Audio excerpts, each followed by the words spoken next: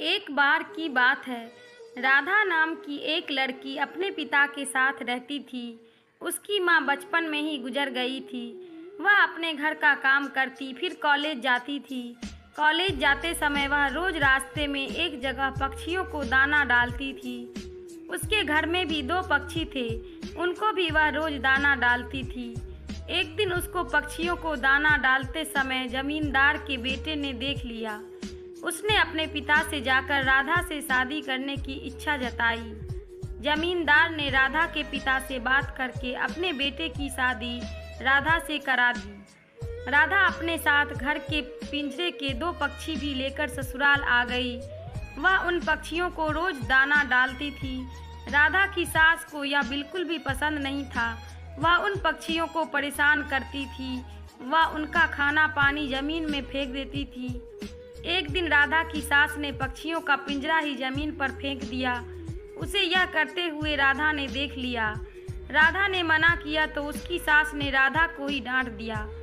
इन सब बातों से राधा परेशान रहने लगी। एक दिन राधा के पिता ने परेशानी का कारण पूछा तो उसने सारी बात बता दी।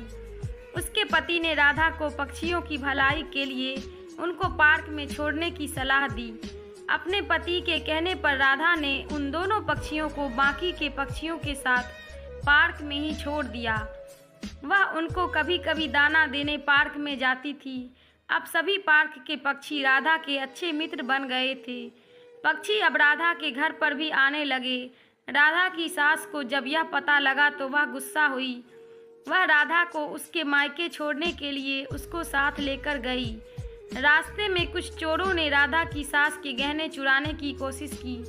तभी राधा के पक्षियों ने आकर चोरों पर हमला किया, जिससे चोर भाग गए। इसके बाद राधा और उसकी सास घर ही लौट आए।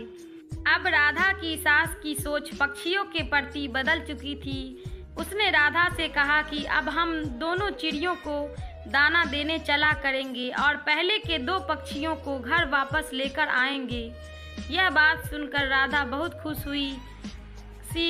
इस कहानी से हमें यह सीख मिलती है कि हमें जानवरों से अच्छा व्यवहार करना चाहिए।